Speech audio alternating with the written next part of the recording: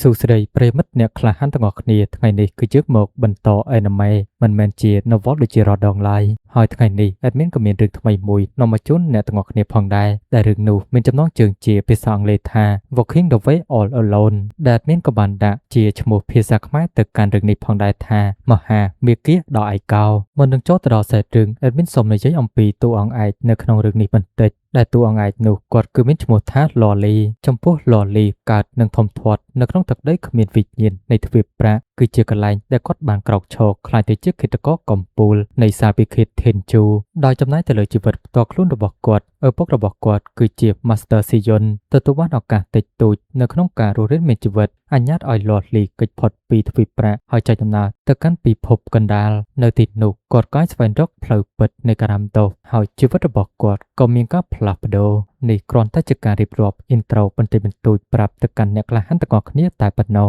អំពីជីវិតតួអង្គឯករបស់យើងក្នុងរឿងនេះបាននិយាយអំពីផ្លូវនៃការហ្វឹកហាត់របស់គាត់វិញគឺពិតជាឯកោមែនទែនប្រៀបដូចជាវ៉ាងលីនដូច្នោះដែរឥឡូវនេះកុំឲ្យខាត់ពេលយូរចូលទៅកាន់សាច់រឿងពេញរបស់យើងជាមួយនឹងការអត្ថាធិប្បាយរបស់ admin ទាំងអស់គ្នានៅក្នុងពិភពមេចុងធានមានជីវិតរស់នៅរាប់ពាន់លានព្រមទាំងមាននិកាយសំខាន់ៗចំនួន108,800ខ្សែសង្វាក់ពីចំហៀងនិងមានអូចំនួន3,000នៅពីខាងឆ្វេងក្នុងចំណោមពួកគេទាំងអស់នោះមានតែព្រលឹងរាប់រយលានអ្នកតែប៉ុណ្ណោះដែលមានឫសគល់ខាងវិញ្ញាណពិភពក្រោមដីរបស់យានចៅវាគឺជាដីដ៏ស្ងួតហួតហែងគ្មានធម្មពលខាងវិញ្ញាណដែលមិនស័ក្តិសមសម្រាប់ការដាំដុះទោះជាយ៉ាងណាក្តីដីនិងអូនៅទីនោះគឺមានឈាមអាចកំបាំងដែលមានសមត្ថភាពនៅក្នុងការដាស់អំណាចអរូបី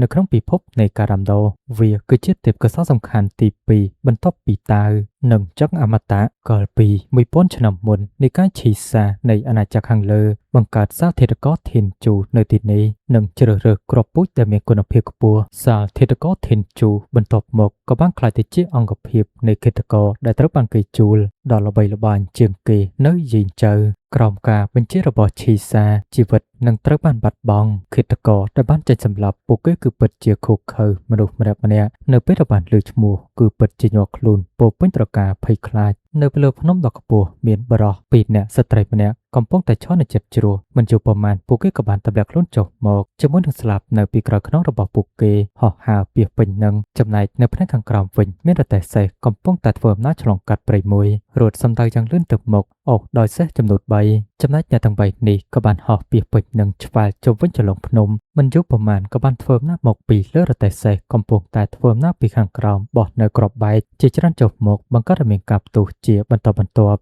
រួចហើយក៏បានទម្លាក់ខ្លួនខ្លាចចំពោះមុខរទេះសេះភ្លាមសម្លេងមួយនិយាយចេញមកពីរទេះសេះថានរណាទៅរំខានអំណេចរបស់ខ្ញុំនោះរីឯបរិសសក្រហមគាត់មិននិយាយច្រើននោះទេទុកឲ្យខ្ញុំទៅឆ្ពោះទៅមុខយ៉ាងលឿនបញ្ចេញនូវសាច់ស្នេហ៍វិប្រហាទៅកាន់រទេះសេះកັບមួយកំបិតបណ្ដាលឲ្យដាច់សេះទាំង3រត់ចេញទៅឆ្ងាយរទេះសេះនៅតែបន្តទៅមុខកណ្ដុំថ្មហោះពេញនឹងចំណែកបរិសម្នាក់នោះក៏បានខ្ទាតមកក្រោយមករងចាំយូរបរិសមុខស្លូតម្នាក់នេះក៏បានឆ្ពោះទៅមុខម្ដងបញ្ចេញនូវពលិពពមាភ្លឺចាញ់ចាំងជុំវិញខ្លួនជាមួយនឹងនារីដ៏ស្រស់ស្អាតពណ៌ខៀវនេះឆ្ពោះទៅដូចគ្នាចំណែករទេះសេះក៏បានរបើកដំបូលបង្ហាញនៅរូបរាងបរិសម្នាក់មានគ្រឿងសើកពាសដែកជុំវិញខ្លួនព្រមទាំងបាត់បង់នៅមុខមាត់រីឯអ្នកទាំងពីរនៅតែបន្តសម្រុកចុះវាប្រហារទៅកាន់បរិសម្នាក់នោះគ្រាន់តែលើកដៃរបស់គាត់បន្តិចបញ្ចេញនូវធម្មពលពណ៌ខ្មៅក្រហមពាសពេញខ្លួនបណ្ដាលឲ្យពួកគេទាំងពីរនាក់ក៏ទៀតមកក្រោយវិញបរិសមានមុខស្លូតម្នាក់នេះដែលគាត់គឺមានឈ្មោះថា Lolly គឺជាតួអង្គឯកបាននិយាយថាវិជាសង្គ្រោះការពារមែនទេហើយក៏បានប្រាប់អំពីគោលបំណងរបស់គាត់សាលធាតុកោធិនជូខ្ញុំមកទីនេះដើម្បីយកជីវិតរបស់ឯងពពួកសម្ោចដែលមិនខ្លាចភ្លើងទាំងអស់នេះឯងអាចចាត់ការយើងបានដោយរបៀបណាទៅចំណែកបរិសសក្រហមក៏បានបន្តទៀតថាកុំនិយាយច្រើនអីមនុស្សដែលជាជនក្បត់ដូចជាឯងនេះធ្វើការបំផ្លាញទៅកាន់កេរ្តិ៍ឈ្មោះប្រពន្ធកូនស្រីរបស់អ្នកដទៃជាច្រើនចំណែកនារីដ៏ស្រស់ស្អាតម្នាក់នោះវិញកាត់ក្បាលរបស់គេចោលតែម្ដងទៅឋានសួគ៌នៅថ្ងៃនេះបញ្ជូនពួកយើងមកហើយរីឯបរិសពាដៃវិញចាំមើលថាពួកឯងមានសមត្ថភាពអ្វីខ្លះក្នុងការកម្ចាត់ខ្ញុំដែលមករងចាំយូរពួកគេទាំង3នាក់ក៏បានបើកការវិភាគភ្លាមបំបាយផ្លូវគ្នានៅក្នុងការវិភាគពីមុខពីក្រោយពីស្ដាំពីឆ្វេងទោះជាយ៉ាងណាគឺពិតជាមិនអាចវិភាគចូលទៅកាន់បរិសពាដៃបាននោះទេដោយសារតែរបាំងការពីខ្លួនរបស់គាត់គឺពិតជាមាំព្រមទាំងបង្កើតទៅជាខ្យល់គួច បកបោកទៅកាន់ពួកគេឲ្យចេញឆ្ងាយទីផងទោះបីជាពួកគេទាំងពីរនាក់ព្យាយាមប៉ុណ្ណាក៏ដោយនៅតែមិនអាចបំបែកទៅកាន់ខែការពារនេះបានបរិបពាតែក្តាប់ដៃរបស់គាត់បន្តិចទម្លាក់ដើរចុះក្រោមធ្វើឲ្យពួកគេទាំងពីរនាក់ខ្ទាតទៅឆ្ងាយបរិសក៏ហោមយើងគឺពិតជាមិនអាចធ្វើបាបទៅកាន់គាត់បានទេរាបរិពាតែនោះក៏បាននិយាយផងដែរខ្ញុំគឺជាសមាជិកក្រុមនិកាយនាគខ្មៅចំណែកនិកាយនាគខ្មៅមិនដែលឮអំពីនិកាយឆីសានោះទេបរិសក៏ហោមពេលបានឮដូច្នេះមានកាប់ជាបបន្តិចនិកាយនាគខ្មៅមែនទេឯងគឺជាមនុស្សមកពីនិកាយអមតៈស្ត្រីដ៏សោះសាទនេះអាចមាននិរមដោអមតៈនៅជិនជើដោយរបៀបណាចំណែកលាត់លីវិញក៏បានគិតផងដែរថាបើសិនមកគេ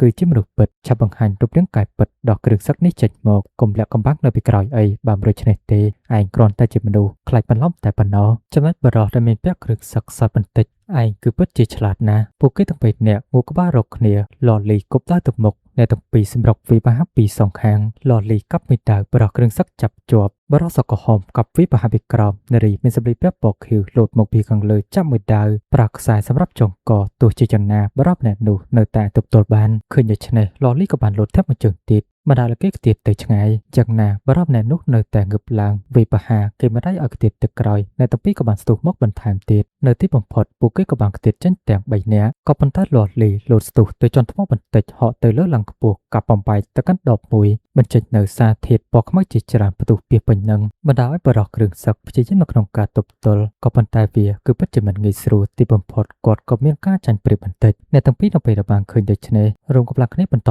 ទៀតបរិបសក៏ហមកាប់ពីខាងក្រោយនារីសម្លៀកពាក់ពណ៌ខៀវកាប់ពីខាងមុខវិបាហទៅកាន់គ្រឿងសឹកលាត់លីក៏បានចាក់ធម្មពលរបស់គាត់យ៉ាងខ្លាំងក្លាចូលបំបែកគ្រឿងសឹកបន្តិចម្ដងអូគាត់ទៅក្រោយចម្ងាយប្រហែលជា100ម៉ែត្រអ្នកទាំងពីរក៏បានស្ទុះមកពីខាងក្រោយបន្ថែមទៀតទោះជាយ៉ាងណាបរិសដែលមានគ្រឿងសឹកធ្ងន់នេះក៏វិដាវដ៏ធំរបស់គាត់បញ្ចេញនូវធម្មពលដ៏ខ្លាំងបណ្ដាលអ្នកទាំង3ខ្ទាតបុកទៅនឹងដើមឈើយ៉ាងណាលលីនៅតែសម្រុកចូលក៏ប៉ុន្តែគាត់នៅតែខ្ទាតដោយបរិសគ្រឿងសឹកធ្ងន់នោះវិបាហគាត់មួយដាវខ្ទាតទៅលើវាស្មៅដែលពោពេញត្រូវប្រការក៏ហមច័ន្ទចៅមើលទៅគឺពិតជាស្រស់ស្អាតមែនទែនបរិសគ្រឿងសឹកនេះក៏វិដាវរបស់គាត់ខ្វាច់បញ្ជាបន្តិចវិបាហទៅកាន់លលីបន្ថែមចំណែកលលីក៏បានប្រាប់ប្រាស់ធម្មពលរបស់គាត់ទប់ទល់ឯងនៅមានអាវុធប្រមាណទៀតវិបាហឲ្យអស់មកការប្រយុទ្ធរបស់ពួកគេនៅតែបន្តស៊ីសាច់ហត់ឈាមលលីព្យាយាមអស់ពីកម្លាំងកាយកម្លាំងចិត្តនៅតែមិនទាន់អាចជោគឈ្នះទៅលើបរិសគ្រឿងសឹកនេះបានទោះជាយ៉ាងណាក៏បានធ្វើការបំបែកអាវក្រោះរបស់គាត់បន្តិចម្ដងកាប់ពីផាដៃរបស់គាត់ចិញ្ចៀមផងដែររីឯសភាពរបស់បរិសគ្រឿងសឹកនោះក៏មានសភាពទ្រុឌទ្រោមជាងមុនខ្ញុំមិនដែលគិតថាត្រូវបាននាំមកឆិនឲ្យឆ្នះឡើយអត់នោះទេចំណែកលលីវិញក៏បាននិយាយបន្ថែមទៀតថាឧបករណ៍ការពាររបស់ឯងនោះមើលទៅគឺពិតជាមានថាមពលខ្លាំងក៏ប៉ុន្តែគួរឲ្យអាណិតខ្លាំងណាស់តែក៏នេះសិតសឹងតែជាបញ្ហានៃការរស់រានមានជីវិតនៅក្នុងនិកាយនាគខ្មៅជីវិតរបស់ឯងគ្មានអ្វីក្រៅពីរូបរាងខាងក្រៅឡើយបរិសគ្រឿងសឹកបន្ទាប់ពីបានឮដូច្នេះគាត់គឺពិតជាខឹងមែនទែនឯងកំពុងតែនិយាយអ្វីលលីនិយាយដូចបន្តទៀតបើសិនបើឯងមានឫសគល់វិញ្ញាណដ៏អស្ចារ្យនោះតើនិកាយនាគខ្មៅអាចຕົកឯងនៅក្នុងយានចៅនេះដោយរបៀបណាហើយដូច្នេះឯងគ្រាន់តែជាមនុស្សគួរឲ្យអាណិតតែប៉ុណ្ណោះបើសិនបើចង់រស់នៅសន្តិភាពមិនធ្វើអំពើអាក្រក់នោះវាគឺគ្មានបញ្ហានោះទេក៏ប៉ុន្តែឯងនេះទទូចធ្វើអំពើអាក្រក់ជានិច្ចទើបនាំមកនូវគ្រោះមហន្តរាយហើយនៅថ្ងៃនេះសាធារកធានជូនឹងធ្វើការរកយុទ្ធធម៌ជូនឋានសួគ៌បរិសគ្រឿងសឹកក៏បានសោយបន្តិចបន្ទាប់ពីលលីនិយាយចប់ឪពុករបស់ខ្ញុំគឺជាកសិករគាត់គឺជាអ្នកដាំដុះពិតប្រាកដម្នាក់សាធារកធានជូប្រកាសជាចំណាយប្រាក់ជាច្រើនសម្រាប់វាបន្ទាប់មកលលីក៏សម្រុកចូលបរិសពីដែកបញ្ចេញនូវសាច់ស្និតកម្លាំងធាតុរបស់គាត់យ៉ាងខ្លាំងក្លាបង្កើតឲ្យផ្ទៃមេឃមានភាពខ្មុកខ្មាញ់កម្លាំងដ៏ខ្លាំងក៏បានបាញ់មកពីខាងលើខណៈពេលដែលរត់ទៅមុខលលីក៏បានគិតមេឃនៅខាងលើផែនដីនៅខាងក្រោមរួចហើយកម្លាំងថាមពលនោះក៏បានបាញ់ត្រូវគាត់កណ្ដាប់ដៃបំបែកនេះគឺជាការដាក់ទណ្ឌកម្មដែលមើលឃើញកណ្ដាប់ដៃរបស់លលីវិបាហទៅកាន់មុខបរិសមានគ្រឿងសឹកធ្ងន់នេះដែលបណ្ដាគាត់ខ្ទាតមកក្រោយចម្ងាយចង់80ម៉ែត្រលលីស្ទុះទៅលើបន្ថែមទៀតឆាប់ទៅឋានរួចទៅរួចហើយក៏បានស្ទុះមកក្របយ៉ាងខ្លាំងវិប្រហាស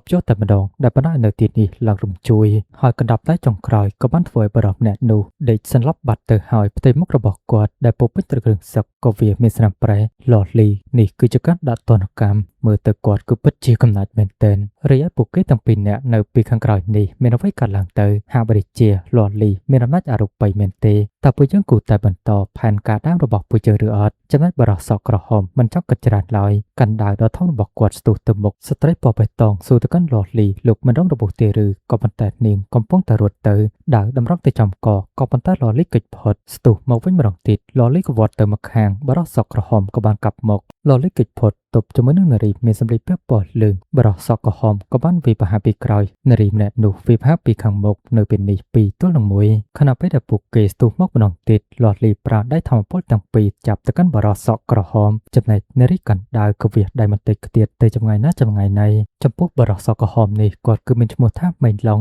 ខណៈពេលដែលដៃរបស់លលីកំពុងតែចាប់ទៅកាន់គាត់នោះគាត់ក៏បាននិយាយថាអំណាចអរូបីរួចហើយក៏វាយពួកគេទៅម្ខាងលលីស៊ូទៅកាន់ពួកគេពួកឯងសម្ដែងចប់ហើយឬនៅគោលដៅរបស់ពួកឯងគឺដើម្បីឡើងទៅកាន់ឋានសួគ៌អកលជានិច្ចមែនទេបានជាសុខចិត្តក្បត់ជាមួយនឹងខ្ញុំដូច្នេះចំណែកនារីសម្លៀកពាក់ពណ៌ខឿននេះមូលហេតុតែពួកយើងក្បត់ទៅកាន់លោកដោយសារតែលើកនេះគឺមានតែគោលការណ៍ពីរតែប៉ុណ្ណោះពួកយើងទាំង3នាក់មិនអាចទៅជាមួយគ្នាបានទៀតនោះទេចំណែកលលីស៊ូទៅកាន់ពួកគេសម្រាប់ខ្ញុំដើម្បីអាចពួកឯងរស់រានមានជីវិតនៅក្នុងនិកាយឈីសាឬយ៉ាងណាក៏ដោយដោយសារតែពួកឯងមានគោលបំណងក្នុងការសម្លាប់ខ្ញុំហើយនោះដូច្នេះគូតែត្រៀមខ្លួនស្លាប់ទៅរាបរិសក្រហមឈប់និយាយច្រើនទៅលលីយើងគឺពិតជាធន់ជាមួយនឹងឯងយូរណាស់មកហើយពួកយើងគឺជាឃាតករយើងគឺជាឧក្រិដ្ឋជនក៏ប៉ុន្តែឯងតែងតែនិយាយអំពីយុត្តិធម៌ដល់ទេវភាពហើយធ្វើអំពើល្អជារៀងរាល់ថ្ងៃនៅពេលដែលគេកំពុងតែនិយាយនោះធម្មពលក៏បានសាយភាចេញមកពីក្នុងខ្លួនស្ទុះវិបាម្ដងទៀតទៅកាន់លលីបរិសក្រហមប្រើប្រាស់ការប្រែប្រួលនៃព្រៃគប់តើទៅរកលលីយកដាវរបស់គាត់រងដាវរបស់មេងឡុងក៏បានកាត់ទៅវិញមេងឡុងក៏បានស្ទុះមកបន្តកັບវិបាយ៉ាងខ្លាំងក្លាទោះជាចណាលលីប្រើប្រាស់ធម្មពលដៃទាំងពីររបស់គាត់ដែលបណ្ដាលឲ្យមេងឡុងខ្ទៀតលលីក៏បានស្ទុះឡើងជន់ទៅពីលើមេងឡុងដែលបណ្ដាលឲ្យមេងឡុងខ្ទៀតដើរចេញពីដៃលលីចាប់គាត់តម្រង់ទៅរកក្បាលរបស់គេក៏ប៉ុន្តែគាត់គឺបានឈប់ទាន់ពេលវេលាដែលបានធ្វើឲ្យមេងឡុងនៅពេលនោះគឺពិតជាញាប់ញ័រមែនទែនលលីរដងឯងគឺពិតជាលក្ខំអំណាចរបស់ឯងគ្រប់ពេលវេលាដោយសារតែពួកគេបានដឹងថាគឺពិតជាមិនអាចយកឈ្នះលលីបានដូច្នេះមិនចង់ប្រយុទ្ធបន្តទៀតឡើយក៏ប៉ុន្តែនៅពេលនោះសម្លេងរបស់បរិសម្នាក់ក៏ចាប់ផ្ដើមស្រែករូបរាងបរិសដែលពាក់គ្រឿងសឹកធ្ងន់នោះត្រូវបានលលីមុននេះវាយឲ្យសន្លប់គាត់ក៏បានផ្ញើចេញមកបំបែកនៅគ្រឿងសឹកចេញបង្ហាញនៅរូបរាងបរិសម្នាក់មានសម្លេងពាក់ពណ៌ក្រហមសក់វែងសើចពោពេញដោយភាពកាច់សាហាវឃាតករដ៏ស្រស់ស្អាតក្រុមមនុស្សក្រៀមក្រំនិងលាក់ពុតវាគឺពិតជារំខានណាស់ស្រមោចដូចជាពួកឯងនេះអាចមានឱកាសក្លាយទៅជាអមតៈ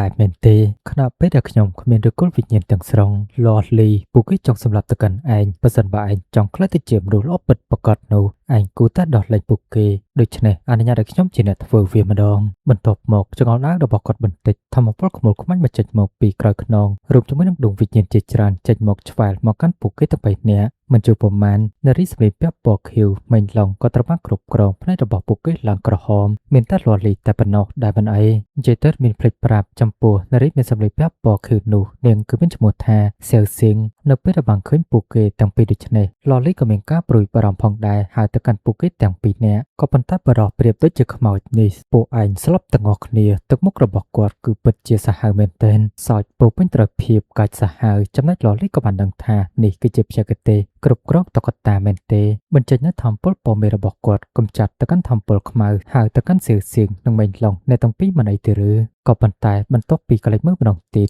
សៀវសៀងភ្នែករបស់នាងឡើងក្រហមទឹកមុខញញឹមពោពេញដោយភាពកាច់សាហាវចំណែកមេងឡុងវិញក៏មិនខុសគ្នាប្រមាណដែរមិនរងចាំជូរពួកគេទាំងពីរនាក់ស្ទុះទៅវិបហាគាត់ភ្លាមមេងឡុងស្ទុះទៅមុខលលីប្រាស់ដៃធម្មពលដាក់គាត់ចំកដាបមកវិតដៃខ្ទៀតទៅលើមេឃស្ទុះពីលើដល់មរៃទៀតបណ្ដាលគាត់សន្លប់រួចហើយស្ទុះទៅវាយសៀវសៀងម្ដងកាត់ដាវរបស់នាងដាច់ពាក់កណ្ដាលចំណែកដៃធម្មពលដល់នាងចំកដាបមកបណ្ដាលឲ្យសន្លប់ឈឹងតែម្ដងបន្ទាប់ពីចាត់ការទៅកាន់ពួកគេទាំងពីររួចលលីគាត់ក៏បានទាំងផងដែរថានេះគឺជាការបំផន់អាទិទេពរួចហើយស្ទុះទៅវាយបរិសឈុតក្រហមម្ដងមនុស្សលាក់ពុតឯងមិនចង់សម្លាប់ដៃគូតើរបស់ឯងមែនទេគឺពិតជាឆលគងណាស់កាប់មួយដាវវិបាឲ្យលលីថយទៅក្រោយស្រមោចដល់គូសោកខ្ពើមស្ទុះទៅមុខបន្ថែមទៀតវិបាមួយដៃរបស់គាត់ចាប់ទៅកាន់កអារបស់លលីស្លាប់ទៅរួចហើយបោកលលីទៅក្រោមចាប់មួយដាវក៏ប៉ុន្តែលលីស្ទុះមកលើវិញបែងភាគជា2-3វិបាពីមុខពីក្រោយ បណ្ដាឲ្យបរិសុទ្ធក្រហមក៏ពិបាកនៅក្នុងការទប់ទល់នៅទីបំផុតលលីក៏អាចចាត់ការទៅកាន់គាត់បានដោយវាប្រហារចំកនេះគឺជាការដាក់ទណ្ឌកម្មឯងត្រូវតែប្រយុទ្ធរហូតដល់ស្លាប់រូបរាងកាយរបស់បរិសុទ្ធអ្នកនោះក៏ចាប់ផ្ដើមរលាយបន្តិចម្ដងក៏លេចមកមើលសៀវសៀងវិញរូបរាងកាយរបស់នាងកំពុងតែក្រោកឈរដោយធម្មពលពណ៌ខ្មៅក្រហមកំពុងតែរំពាត់បញ្ជាគ្រប់គ្រងទៅកាន់រូបរាងកាយរបស់នាងភ្នែកឡើងសស្គុះញញឹមពោពេញត្រូវទឹកមុខយ៉ាងកាច់សាហាវចំណែកបែងឡងក៏ដូចគ្នាលតលីបានឃើញតែឆ្នេះបានត្រឹមតែភ្ញាក់ប៉ាព្រមទាំងកវីក្បាលតែប៉ុណ្ណោះដៃកំពុងតែកាន់ដាវបញ្ចេញនូវធម្មពលពណ៌មាសស្ទុះទៅមុខវាយប្រហារមួយដាវកាប់ចំបំពង់កបណ្ដាឲ្យមេឃឡុងដេកទូភ្លាមចំណែកសៀវសៀងត្រឹមតែមួយដាវក៏បានស្លាប់ដូចគ្នាភ្នែកពណ៌សក៏ប្រែក្លាយទៅជាសភាពធម្មតាវិញមុននឹងស្លាប់សៀវសៀងក៏បាននិយាយទៅកាន់លលីផងដែរស្លាប់ដោយសារដាវរបស់លោកគ្មានអ្វីនោះទេក៏មិនទោសមកកាន់ពួកជើងអីពួកជើងក៏ចង់រស់រានមានជីវិតផងដែរអត់ទោសឲ្យខ្ញុំផងល